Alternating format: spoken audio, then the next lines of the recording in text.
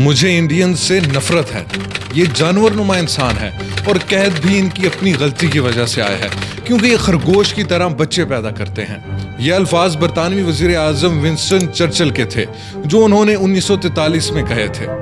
बंगाल में खुराक की कहत ने मौजूदा Bangladesh, Indian state of West Bengal और दूसरे करीबी इलाकों को अपनी लपेट में ले लिया था, जो उस वक्त ब्रिटिश इंडिया का हिस्सा हुआ करते थे। इस कहत को जनूबी एशिया की तारीख के बदतरीन फेमिन्स में शुमार किया जाता है।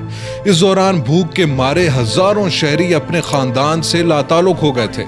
बहुत से लोगों ने अपनी जायदादें और बच्चे तक इसलिए फरोख्त कर दिए कि वो 2 वक्त का खाना अफोर्ड कर सकें। ये सब जब नाकाफी हुआ तो लोग ग़िज़ाई किल्लत की वजह से मरने लगे और ये तादाद इतनी ज़्यादा थी कि बंगाल की गलियों में पड़ी लाशों को ठिकाने लगाना भी हुकाम के लिए बहुत बड़ा मसला बन गया था। इस कहत के दौरान 3 मिलियन से ज़ायद लोग जान की बाजी हार गए थे, लेकिन बाज़ माहिरीन के मुताबिक ये तादाद इससे भी कहीं ज़्यादा थी।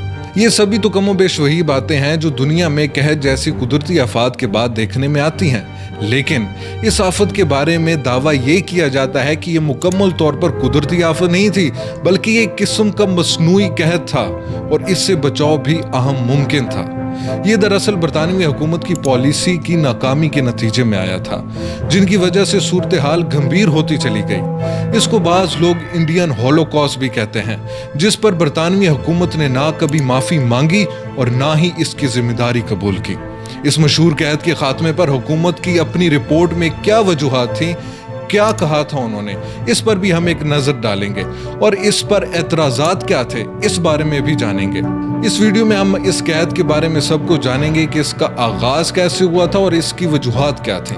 जब वर्ल्ड वॉर 2 के दौरान मार्च 1942 में जापान ने बर्मा का कंट्रोल संभाल लिया और हिंदुस्तान एक्सपोर्ट होने वाले चावलों पर पाबंदी आयद कर दी, इसके बाद बरतानवी हुकूमत को खतरा महसूस हुआ कि जापान का अगला हदफ मशरकी ब्रिटिश इंडिया का बॉर्डर और साहली इलाके होंगे।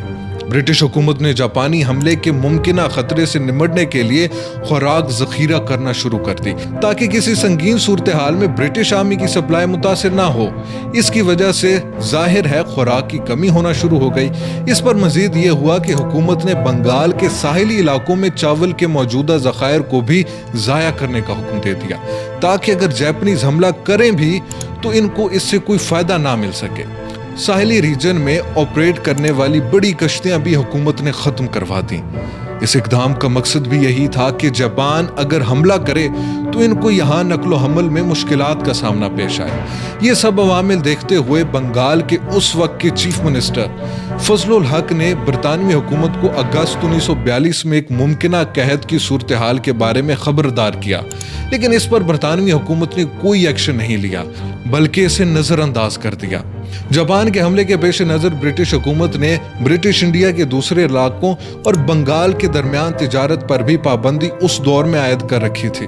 बरतानवी हुकूमत ने इस दौरान सिर्फ इस बात को यकीनी बनाए रखा कि बंगाल में जंग से मुतल्लिका इंडस्ट्री और एडमिनिस्ट्रेशन के लोगों को खुराक वाफिर मिकदार में मिलती रहे। इस पर मजीद ये हुआ कि अक्टूबर में एक साइक्लोन ने सूबे बंगाल के साहिली इलाकों को हिट किया और हजारों लोग इस साइक्लोन की वजह से मारे गए और लाखों लोगों को इसकी वजह से माली नुकसान पहुंचा।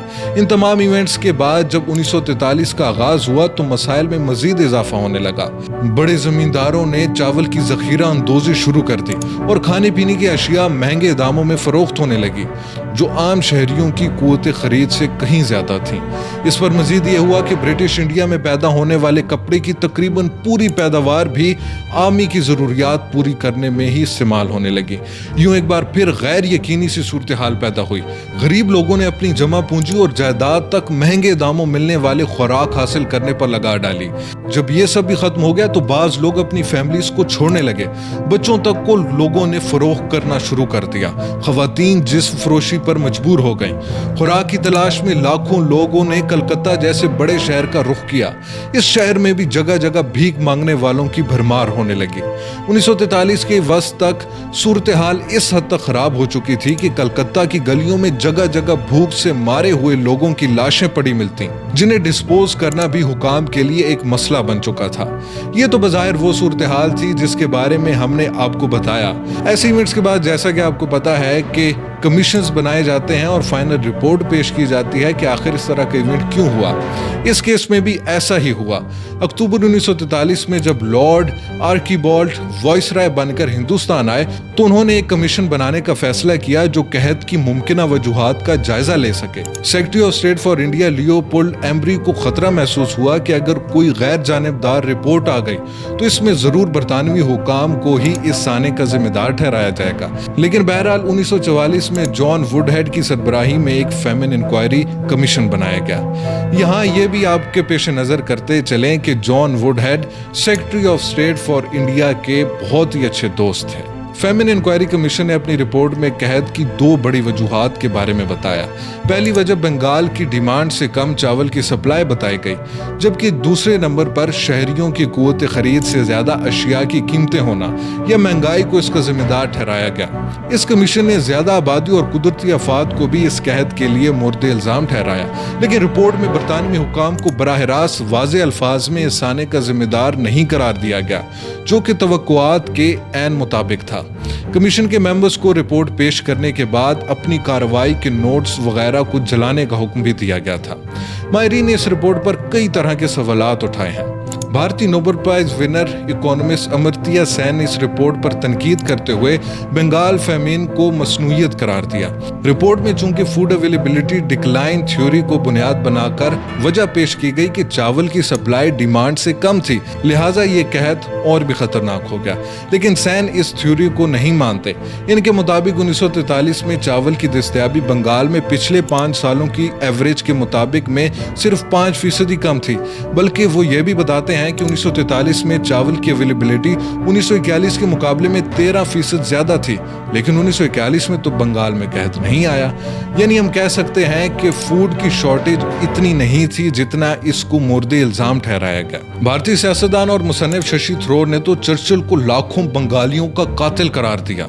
हाल ही में पब्लिश होने वाली एक इंतहाई क्रेडिबल रिसर्च के मुताबिक जनूबी एशिया में डायबिटीज की शरह ज्यादा होने की वजह भी बरतानवी दौर में आने वाला कहत है, जिसका ताल्लुक बराह रास्त हुकूमत की पॉलिसी से रहा। रिपोर्ट्स के मुताबिक कहते बंगाल के इब्तिदाई महीनों में बरतानवी एडमिनिस्ट्रेशन अखबारात पर दबाव भी डाल रही थी कि वाफिर खुराक की दस्तयाबी के हवाले से खबरें लगाकर अवाम को हौसला देते रहें, और यह भी कहा जाता है कि लफ्ज फेमिन को रिपोर्ट करना अलाउ ही नहीं था। तो नाज़रीन, आपको बताते चले कि पूरे सब कॉन्टिनेंट में बहुत से लोग ऐसे हैं जो कि विंस्टन चर्चिल को बहुत एडमायर करते हैं, लेकिन हकीकत तो ये है कि भारत में होलोकॉस्ट करने वाला इंसान विंस्टन चर्चिल ही था, जिसने बंगाल के तकरीबन 30 लाख लोगों को मार दिया था कहत की वजह से। तो नाज़रीन, ये थी आज की वीडियो। उम्मीद करता हूँ आपको पसंद आई होगी। अगर आपको पसंद आई तो हमारे चैनल को लाइक, शेयर और सब्सक्राइब कर दें। बहुत शुक्रिया।